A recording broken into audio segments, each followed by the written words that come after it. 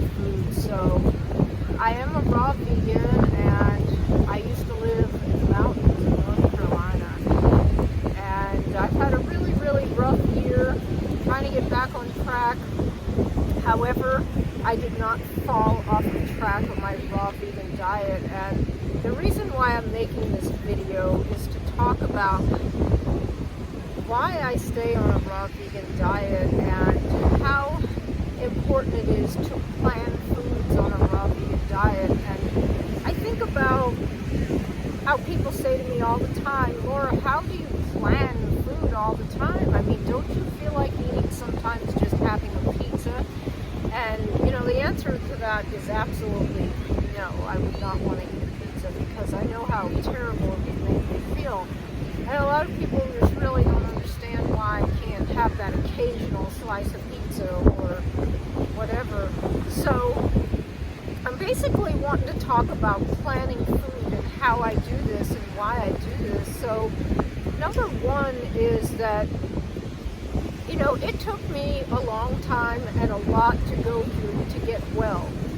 And the number one thing that I think people miss in a raw vegan diet is that it is not just what you're eating, it's what you're not eating. And I just don't know how to get that across to people, that it doesn't matter how many salads you eat, and you know, you can buy all this watermelon, and I do all these videos and I show fruit, and you know, I constantly rave about greens and fruit and all of the foods that I eat. But none of that would matter if I spent the weekends eating pizza. None of it would have ever made a difference in my life. The reason that I healed my body was through what I do not put in my body. It has nothing to do with what I eat. And what I eat is just something that is nourishing my body. But what healed my body is not putting the bad foods in the first place. So talking about packing foods and how I decide to plan foods. Like, I had to work today, and I'm very fortunate that I planned this whole trip to move to Panama City because I wanted to be able to leave work and go to the beach and do things that I wanted to do where everything's close and there's buses to take me places. And that was a planned thing, just like you have to plan food. Planning food is not as hard as people think. A beautiful place like here, look at where I am here in Panama City Beach, people plan trips to go to Panama City Beach. There's very few people that I believe just fly by the seat of their pants and decide to plan a trip. So this is how you have to plan your foods.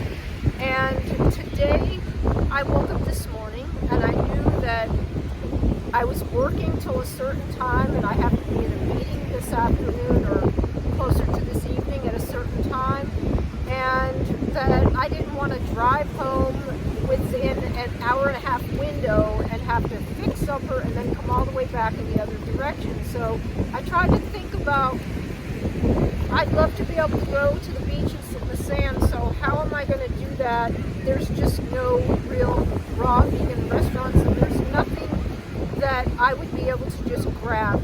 There actually is a raw vegan restaurant in like Alice Beach, which is like on the other side of here, but they're very scarce, you know, and the chances of me getting as much nutrition anywhere else, like at a salad bar, people always ask me, do I want to eat at salad bars? And really, there's not much in a salad bar that really entertains me when I can make so much more by putting together a salad.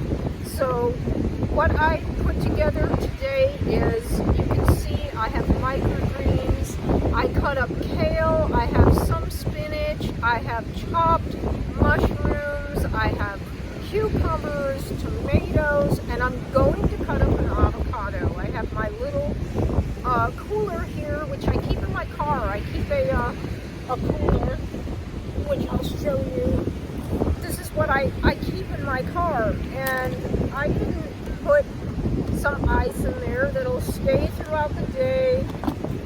And you know, I'm going to add onto my salad this radish kimchi, which this is a gluten-free, vegan, and raw kimchi.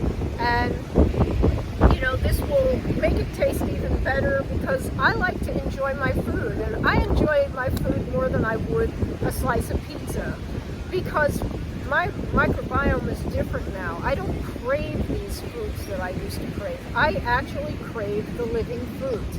But this is how I plan things so that I don't get hungry and I don't end up having to eat something that I don't want to put in my body. And I've managed to do it for 8 years without putting anything else in my body besides raw vegan foods. Or I might have had a very occasional cooked thing, but it might be something like a sweet potato on rare occasions that I've done that or something, but mainly I eat all raw vegan foods, and it's definitely takes some planning. So if you would plan to go on a trip, why wouldn't you plan your food the same way? Think of it as a vacation. It's going to be a long day.